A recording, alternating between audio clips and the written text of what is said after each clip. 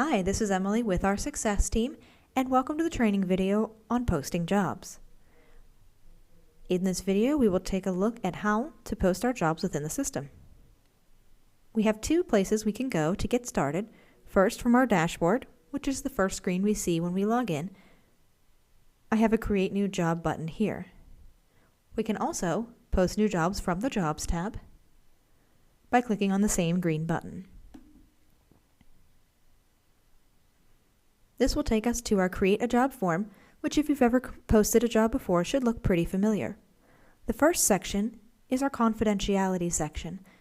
In this section, I have the option of making my job confidential, which will not disclose the company name in the job listing, or private, which will keep the job off my careers website and job widgets.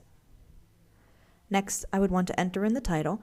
We usually recommend making the title more broad and then narrowing down the requirements in the job description. This will help the largest number of applicants see your job. If you're utilizing departments or units within your company, you can assign that here. Next, we would select the job status.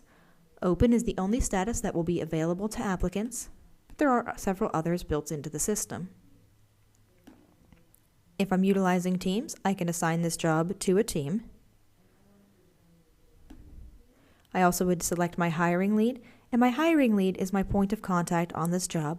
They'll receive notifications when new applicants come in and would be in charge of the hiring. I would select my employment type, as well as my minimum experience from the drop-down menus. Next, I can either copy and paste in or type in my job description and have the ability to make edits as necessary. Your job description is where you want to get very granular about what you're expecting from an applicant. Next, we have our geographic information. And if I am syndicating to the free job boards, the two biggest being Indeed and Simply Hired, I do want to make sure I have this information filled out. If I would like to use syndication, just need to make sure that this checkbox is checked. If I would like to forego, I just need to uncheck. Next, we would assign a hiring workflow. The hiring workflow we would set up in our Settings tab and assign here. And this is a very specific set of statuses that mirrors my offline hiring practices and allows me to keep track of where applicants are in my pipeline.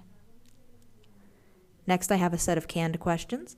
These are standard questions across multiple job types that I can assign to this job, and they will be asked of applicants up front. To add the questions, I need to check the first column, and the second column will make them required. The one question we do like to point out is the what makes you unique.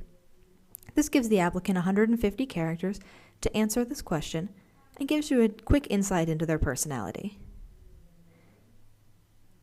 Next, we can assign any custom questionnaires that we have set up to the job as well. We have an integration with Smarterer, which allows applicants to show what they know. And if I would like to integrate this job with a Smarterer test, I can assign that here. Next, I would select job board categories. Usually about 4 to 5 will help my job be indexed more thoroughly across the free job boards and make it more searchable. If I'm utilizing an internal job code, I can type that in here. I can select my EEO1 job category if required. If I'd like, I can set an approved salary range. And as you can see here, these fields are only available to recruiters and administrators, so general users in the account would not be able to see them. And add any additional notes that I would like. Once we're all done, I do want to make sure I hit Save Job. Since we didn't make any changes, I'll go ahead and hit Cancel. And once I have all my information filled out, I can review it in the Job Summary tab here. That about wraps it up for our video on posting jobs. For additional resources, see the Support Center at support.theresumator.com. Thanks and have a great day.